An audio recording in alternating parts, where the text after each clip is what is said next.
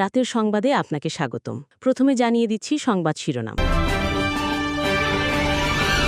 সন্ত্রাসবাদের বিরুদ্ধে একসঙ্গে লড়াইয়ের ঘোষণা দিয়েছেন রাশিয়ার প্রেসিডেন্ট ভ্লাদিমির পুতিন ও ভারতের প্রধানমন্ত্রী নরেন্দ্র মোদী। একই সঙ্গে সমরাস্ত্র প্রযুক্তি হস্তান্তরে একমত হয়েছেন দুই নেতা।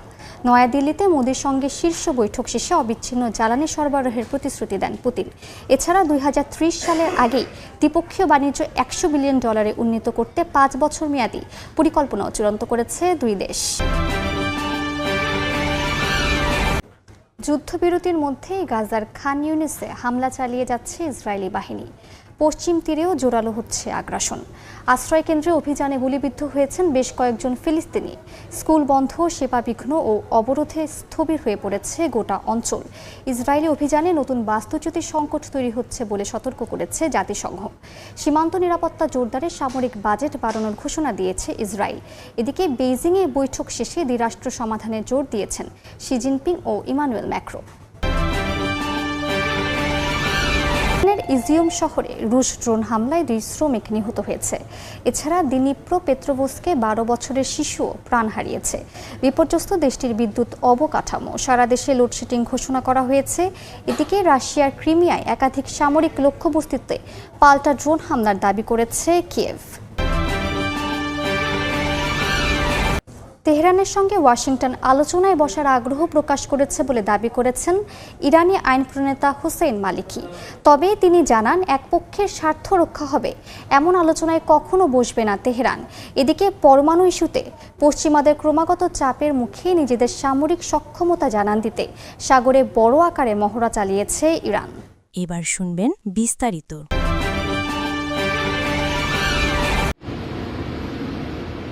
2 দিনের রাষ্ট্রীয় সফর শেষে শুক্রবার নয়াদিল্লি থেকে মস্কোর উদ্দেশ্যে রওনা দেন রুশ প্রেসিডেন্ট ভ্লাদিমির পুতিন। এর আগে হায়দ্রাবাদ হাউসে প্রধানমন্ত্রী নরেন্দ্র মোদীর সঙ্গে রুদ্ধদ্বার বৈঠক শেষে ভারতের জন্য অবিচ্ছিন্ন জ্বালানি ও তেল সরবরাহ নিশ্চিত করার প্রতিশ্রুতি দেন তিনি। যুক্তরাষ্ট্রের অতিরিক্ত 25% আমদানি শুল্ক ও নিষেধাজ্ঞা সত্ত্বেও রাশিয়া জ্বালানি সহযোগিতা কমাবে না বলেও স্পষ্ট বার্তা দেন প্রেসিডেন্ট পুতিন। ভারতের সঙ্গে দীর্ঘদিনের প্রতিরক্ষা ও কূটনীতিক সম্পর্ক বহিরাগত চাপের মধ্যেও স্থিতিশীল রয়েছে বলে উল্লেখ করেন দুই নেতা। যৌথ বিবৃতিতে প্রতিরক্ষা খাতে সহযোগিতা নতুনভাবে সাজানোর বিষয়ে সমঝোতা হয়, যার মধ্যে রয়েছে উন্নত প্রতিরক্ষা প্ল্যাটফর্মের যৌথ উৎপাদন। বিবৃতিতে রুশ নির্মিত অস্ত্র সরঞ্জামের খুচরা যন্ত্রাংশ ও উপাদান ভারতে তৈরি করতে যৌথ উদ্যোগ ও প্রযুক্তি হস্তান্তর বাড়ানোর বিষয়ে সম্মতি জানানো হয়। সন্ত্রাসবাদের বিরুদ্ধে বৈশ্বিক লড়াইয়ের আহ্বান জানান মোদি পুতিন। পেহেলগাম হামলার নিন্দা জানিয়ে জিরো টলারেন্স নীতি পুনর্ব্যক্ত করেন তারা। পুতিন জানান, ভারতের সবচেয়ে বড় পরমাণু বিদ্যুৎ কেন্দ্র তৈরি করছে রাশিয়া। ভারতের তামিলনাড়ু রাজ্যের কুন্ডনকুলমে বিদ্যুৎ কেন্দ্রটির নির্মাণ কাজ চলছে। স্থানীয় সময় বৃহস্পতিবার ভারতীয় টেলিভিশন চ্যানেল ইন্ডিয়া টুডেকে দেয়া সাক্ষাৎকারে এ তথ্য জানান রুশ প্রেসিডেন্ট। ভারত 2047 সালের মধ্যে পারমাণবিক বিদ্যুৎ ক্ষমতা 100 গিগাওয়াটে তুলতে চাইলে রাশিয়ার সঙ্গে উচ্চ প্রযুক্তি সহযোগিতা বিশেষ গুরুত্ব পাবে বলে দুই দেশ একমত হয়। দ্বিতীয় সাইট বরাদ্দ নিয়ে দ্রুত সিদ্ধান্তের কথাও জানিয়েছে নয়াদিল্লি। 2030 সালের মধ্যে দ্বিপক্ষীয় বাণিজ্য $100 বিলিয়ন উন্নীত করতে 5 বছর মেয়াদী অর্থনৈতিক সহযোগিতা কর্মপরিকল্পনা চূড়ান্ত করেছে নয়াদিল্লি ও মস্কো। আরও বেশি ভারতীয় পণ্য আমদানি করতে আগ্রহী বলেও জানায় রাশিয়া।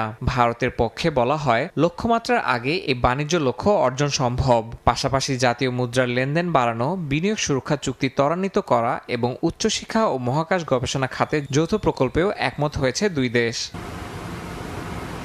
রাষ্ট্রপতি দ্রৌপদী মুর্মুর আমন্ত্রণে নৌশভোজে অংশ নেয়ার পর পুতিনকে বিদায় জানান পররাষ্ট্রমন্ত্রী এস জয়শঙ্কর। সফরকে অত্যন্ত ইতিবাচক আখ্যা দিয়ে রুশ উপপ্রধানমন্ত্রী বলেন, ভারতীয় কোম্পানিগুলোর রাশিয়ায় নতুন অংশীদার খুঁজে নেয়ার এটাই উপযুক্ত সময়, যা দ্বিপাক্ষিক বাণিজ্যে ভারসাম্য আনবে।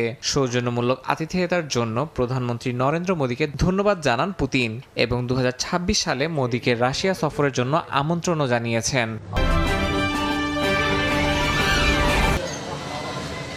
যুক্তরাষ্ট্রের মধ্যস্থতায় যুদ্ধবিরতির পরও গাজার দক্ষিণাঞ্চলীয় শহর খান ইউনিসে হামলা চালিয়ে যাচ্ছে ইসরায়েলি বাহিনী। হেলিকপ্টার দিয়ে হামলা ও আর্টিলারি শেলিংয়ে রাত জুড়ে বিস্ফোরণের শব্দ শোনা যায়। উত্তর গাজার বেত লাহিয়াতে আহত হয়েছেন অনেকে। ইসরায়েলি বাহিনী এখনও দক্ষিণ পূর্ব ও উত্তর গাজার বিস্তীর্ণ এলাকা নিয়ন্ত্রণে রেখেছে, যা পুরো উপত্যকার অর্ধেকেরও বেশি। রামাল্লার উত্তরে জালাজন শরণার্থী শিবিরে অভিযানে গুলিবিদ্ধ হয়েছেন কয়েকজন ফিলিস্তিনি। অভিযানের সময় ইসরায়েলি সেনারা টিয়ার গ্যাস, সাউন্ড গ্রেনেড ও গুলি ছোড়ে। এতে সংঘর্ষ ছড়িয়ে পড়ে পুরো ক্যাম্পে। জাতিসংঘ বলছে, জেনিন ও টুবাসে ইসরায়েলি অভিযান নতুন করে বাস্তুচ্যুতির সংকট তৈরি করছে। স্কুল বন্ধ, সেবা বিঘ্ন ও অবরোধে গোটা অঞ্চল স্থবির। ট্রাম্প প্রশাসনের গাজা শান্তি পরিকল্পনার দ্বিতীয় ধাপ এখনও রাজনৈতিক অচলাবস্থায় আটকে আছে। মূল শাসন কাঠামো নিয়ে বিভাজন দূর না হওয়া পর্যন্ত পরিকল্পনাটি সামনে এগোচ্ছে না। এমন অবস্থায় সীমান্ত নিরাপত্তা জোরদারে আগামী বছরের বাজেটে ২৭ বিলিয়ন থেকে ৩৪ বিলিয়ন ডলার করার ঘোষণা দিয়েছে ইসরায়েলি প্রতিরক্ষা মন্ত্রণালয়। তেল আবিব জানায়, রাষ্ট্রের নিরাপত্তা নিশ্চিত করাই এখন প্রধান লক্ষ্য। চীনা প্রেসিডেন্ট শি জিনপিং ও ফরাসি প্রেসিডেন্ট ইমানুয়েল ম্যাক্রোর বৈঠক শেষে যৌথ বিবৃতিতে দ্বিরাষ্ট্র সমাধানকেই একমাত্র কার্যকর পথ বলে উল্লেখ করেছেন। তারা গাজায় জাতিসংঘের তত্ত্বাবধানে দ্রুত, নিরাপদ ও বাধাহীন মানবিক সহায়তা নিশ্চিত করতে সব পক্ষকে আহ্বান জানান। ফিলিস্তিনি কর্তৃপক্ষকে সহায়তা অব্যাহত রাখার প্রতিশ্রুতিও দেয় বেইজিং ও প্যারিস। ইউক্রেনের ইজিউম শহরে ট্রাক থেকে জ্বালানির কাঠ নামানোর সময় রুশ ড্রোনে প্রাণ গেল কয়েকজনের। স্থানীয় কর্মকর্তারা জানান, একই দিনে দিনিপ্রোপেট্রোভস্কের ভসিলিকিভস্কা কমিউনিটিতে আরেক হামলায় নিহত হয় ১২ বছরের এক শিশু। খেরসন, দোনেস্ক ও সুমি অঞ্চলেও আহত হয় আরও অনেকে।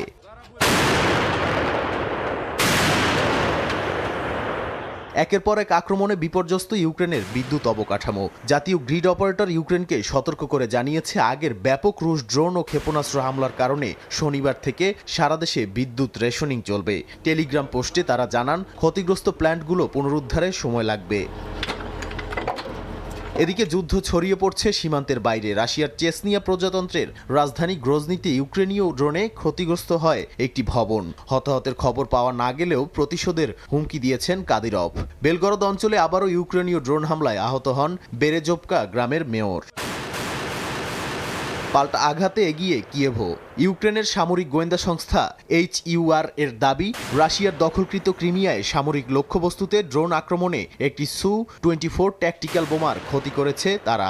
শুক্রবার স্থানীয় সময় রাতে তেমরিওক সমুদ্র বন্দর, সামারা অঞ্চলের সিজরান অয়েল রিফাইনারি সব স্থানই হামলার খবর দিয়েছে ইউক্রেনীয় সেনাবাহিনী। যদিও রাতভর ৪১টি ইউক্রেনীয় ড্রোন ভূপাতিতের পাল্টা দাবি করেছে রুশ সেনারা। পরমাণু ইস্যুতে যুক্তরাষ্ট্র ও পশ্চিমাদের চোখ রাঙানির মধ্যেই নিজেদের সামরিক শক্তির প্রদর্শন করল ইরান। স্থানীয় সময় শুক্রবার পারস্য উপসাগর, নাজিয়াত সামুদ্রিক অঞ্চল, হরমুজ প্রণালী ও ওমান সাগর জুড়ে দ্বিতীয় দিনের মহড়া চালায় ইসলামিক রেভলিউশনারি গার্ড কর্পস IRGCর নৌবাহিনী। এদিন বিভিন্ন স্থলঘাঁটি থেকে ব্যালিস্টিক ও ক্রুজ ক্ষেপণাস্ত্র নিক্ষেপ করা হয়। ওমান সাগরে এসব ক্ষেপণাস্ত্র নির্ধারিত লক্ষ্যে নির্ভুলভাবে আঘাত হানতে সক্ষম হয়। একই সময়ে ড্রোন হামলা চালিয়ে কল্পিত শত্রুপক্ষের ঘাঁটি ধ্বংস করে IRGC। বৃহস্পতিবার মহড়া শুরুর আগে অঞ্চলটিতে চলাচলকারী মার্কিন যুদ্ধজাহাজগুলোকে নিয়ম অনুযায়ী সতর্কবার্তা পাঠায় ইরান। যুদ্ধ সহনশীলতা ও শত্রুপক্ষের যোগাযোগ ব্যবস্থা ধ্বংসের সক্ষমতা যাচাই করাই মহড়ার মূল লক্ষ্য ছিল বলে জানিয়েছে তেহরান। এ মহড়াকে ইরানের প্রতিবেশী দেশগুলোর জন্য শান্তি ও বন্ধুত্ব এবং শত্রুপক্ষের জন্য স্পষ্ট সতর্কবার্তা হিসেবে দেখছেন বিশ্লেষকরা। এদিকে গত জুনে ১২ দিনের যুদ্ধে ইসরায়েলকে সহায়তার পরও ইরানের সঙ্গে আলোচনায় বসতে আগ্রহ প্রকাশ করেছে যুক্তরাষ্ট্র। এমন দাবি করেছেন ইরানের পার্লামেন্টের আইন প্রণেতা ফাদা হোসেইন মালিকি। বলেন, যুক্তরাষ্ট্র বিভিন্ন মাধ্যমে আলোচনায় আগ্রহের বার্তা পাঠালেও দেশটির সঙ্গে ইরানের কোনো ধরনের বৈঠকের পরিকল্পনা নেই। জানান, কূটনৈতিক আলোচনায় এক পক্ষের নয়, অবশ্যই দুদেশের স্বার্থই জড়িত থাকতে হবে।